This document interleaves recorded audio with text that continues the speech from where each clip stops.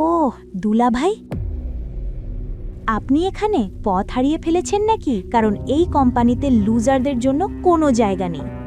তার সামনে দাঁড়িয়ে থাকা মহিলাটি আর কেউ নয়, শর্মিলার কাজিন কার্তিকা। ছোটবেলা থেকেই নানা কারণে কার্তিকা শর্মিলাকে পছন্দ করত না।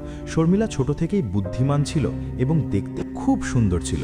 শর্মিলার জীবনে দীপকের মতো একজন অকর্মণ্য স্বামী এসেছে, এতে কার্তিকাই সবচেয়ে বেশি খুশি ছিল। 1 মিনিট। কয়েকদিনের মধ্যেই কার্তিকার বিয়ে ঠিক হতে চলেছিল শহরের সবচেয়ে ধনী ব্যক্তি কেসবানের একমাত্র ছেলে সিদ্ধার্থের সঙ্গে। কেসবানও এসভি গ্রুপসের সঙ্গে ব্যবসা করত। এসভি গ্রুপসের কারণেই চেন্নাইয়ে তার প্রভাব ও সম্মান ছিল ব্যাপক। এই প্রভাব ও মর্যাদা দেখেই গায়ত্রী দেবী তার নাতনি কার্তিকার বিয়ে সিদ্ধার্থের সঙ্গে ঠিক করেছিলেন। কার্তিকার কটূক্তি নীরবে শুনে যাচ্ছিল দীপক, যেমনটা সে সবসময় করে। ঠিক আছে, ছেড়ে দাও। এমনিতেই তুমি কি বলবে? আমাদের মতো লোকেদের সামনে দাঁড়ানোর মতো স্ট্যাটাসও তো তোমার নেই। যাই হোক, আমরা শেখর আঙ্কেলকে আমাদের বিয়ের কার্ড দিতে এসেছি। চাইলে তুমি বিয়েতে আসতে পারো। তোমার জন্য আমি একজন ওয়েটারের কাজ রিজার্ভ করে রাখব। তোমার বিয়েতে ওয়েটার হওয়ার সামান্য ইচ্ছেও আমার নেই।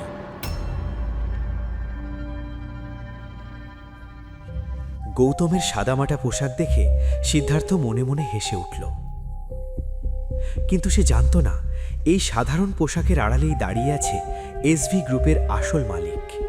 ও, তাহলে তুমি সেই লিভ ইন জামাই গৌতম। তোমার সম্পর্কে অনেক শুনেছি তুমি নাকি তোমার স্ত্রীর রোজগারের ওপরেই বেঁচে আছো। আজ অবশেষে তোমাকে দেখা হলো। আর তোমার জ্ঞাতার্থে জানিয়ে রাখি, এই বিল্ডিংয়ে তোমার মতো লুজারদের কোনো জায়গা নেই। তাই তুমি... আসলে আমি এখানে একটা চাকরি চাইতে এসেছি। চাকরি? সিরিয়াসলি? এখানে ঝাঁট দেওয়া বা মেঝে মোছার কোনো ভ্যাকেন্সি নেই? কার্তিকা, আমার মনে হয় ও সিকিউরিটির কাজের জন্য এসেছে। All the best. দুলাভাই, শর্মিলার মাইনে কি তাহলে সংসারের খরচ চালানোর জন্য যথেষ্ট নয়? কিন্তু এখানে তোমার চাকরি পাওয়ার সম্ভাবনা খুবই কম। একটা কাজ করো, এটা নাও, এতে তোমার উপকার হবে। সময়ই বলে দেবে এটা কার উপকারে লাগবে।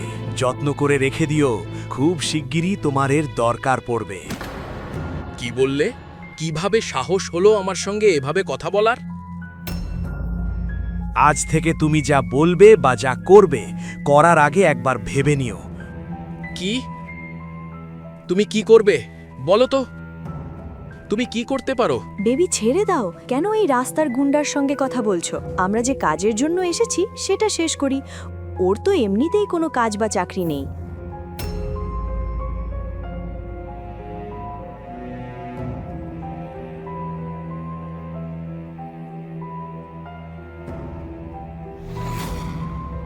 কার্তিক আর সিদ্ধার্থ গিয়ে চেয়ারম্যানের কেবিনের কাছে দাঁড়ালো, কিন্তু দীপকের কথাগুলো তখনও সিদ্ধার্থের মাথার মধ্যে ঘুরছিল।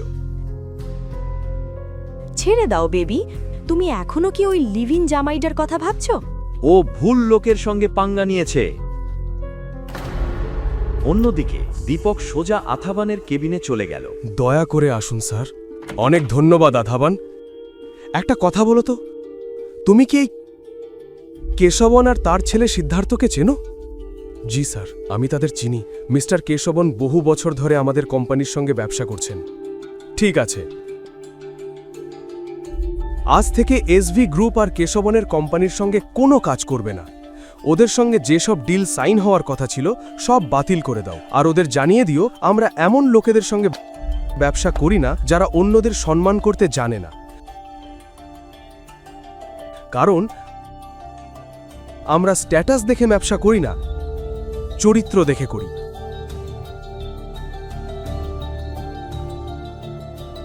সিদ্ধার্থ কি দীপককে চেয়ারম্যানের সঙ্গে কথা বলতে দেখবে? শর্মিলা কি জানতে পারবে দীপক যে টাকা এনেছিল তার পেছনের সত্যিটা কি? দীপকের কথা শুনেই আথাভান সঙ্গে সঙ্গে কেশাভানকে ফোন করল।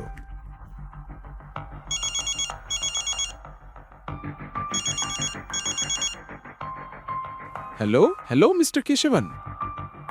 আমি আথাবান বলছি, এসভি গ্রুপসের নতুন চেয়ারম্যান। হ্যাঁ মিস্টার আথাবান বলুন। আপনার জন্য আমার কাছে কিছু খারাপ খবর আছে। আজ থেকে এসভি গ্রুপস আপনার সঙ্গে কোনো ব্যবসা করবে না। আমাদের মধ্যে সই হওয়া সব ডিল এই মুহূর্তে বাতিল করা হচ্ছে। কাগজপত্র আপনার অফিসে পৌঁছে যাবে। আর আরেকটা কথা, ভালো করে শুনুন, এসভি গ্রুপস ঝাঁট দেওয়া আর মেঝে মোছা লোকেদের সঙ্গে কাজ করে না। অন্যদিকে সিদ্ধার্থ আর সানায়া চেয়ারম্যানের সঙ্গে দেখা করার অপেক্ষায় ছিল। ভেতরে ঢুকে তারা বুঝতে পারল এসভি গ্রুপসের নতুন চেয়ারম্যান আসলে আতাভান। যদিও সিদ্ধার্থ অবাক হয়েছিল, তবু সে আতাভানের সঙ্গে দেখা করে কথা বলতে চাইল। আর কতক্ষণ অপেক্ষা করতে হবে? চেয়ারম্যান স্যারকে ডাকুন। আমার নাম সিদ্ধার্থ, তিনি আমাকে খুব ভালো করেই চেনেন। জি স্যার। জি স্যার। আথাবানের সঙ্গে কথা বলার পর রিসেপশনিস্ট সিকিউরিটিকে ডাকল। হ্যালো সিকিউরিটি, দ্রুত চেয়ারম্যান স্যারের কেবিনে চলে আসুন। চেয়ারম্যান কথাটা শুনে বন্দুক হাতে সিকিউরিটি গার্ড দৌড়ে এলো। সিদ্ধার্থ আর সানায়া কিছু বোঝার আগেই সশস্ত্র প্রহরী তাদের সামনে দাঁড়িয়ে গেল। হ্যালো, তোমরা পাগল নাকি? এসব কি করছো? দুঃখিত মিস্টার সিদ্ধার্থ, কিন্তু এসভি গ্রুপস আপনার কোম্পানির সঙ্গে সব ডিল বাতিল করে দিয়েছে। আর চেয়ারম্যান স্যার বলেছেন আমরা ঝাঁট দেওয়া আর মেঝে মোছা লোকেদের সঙ্গে কাজ করি না। এসব কি প্রলাপ বকছো? আসলে আমি এখানে একটা চাকরি চাইতে এসেছিলাম। চাকরি? সিরিয়াসলি? এখানে ঝাড় দেওয়া বা মেজে মোছার কোনো ভ্যাকেন্সি নেই। আজ যদি এসভি গ্রুপ তাদের সব চুক্তি বাতিল করে দেয়, তাহলে ওরা রাতারাতি রাস্তায় এসে দাঁড়াবে। এত হঠাৎ করে এমন সিদ্ধান্ত কিভাবে নেওয়া হলো? সে কোথায়?